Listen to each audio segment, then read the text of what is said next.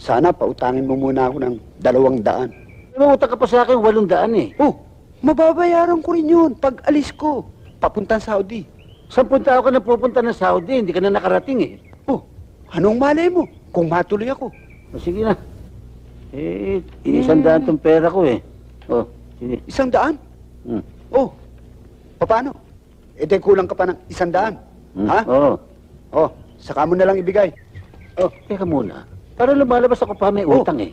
Talagang may utang ka. 200 ang hinihiram ko sa'yo eh. Igniram ka lamang eh. Ako pa makakaroon ng utang na ibibigay sa'yo. Sa sandali lamang, hindi kayo nagkakaintindihan eh. Magkano ba inutang mo? 200. Magkano binigay mo? 100. Magkano kulang? 100.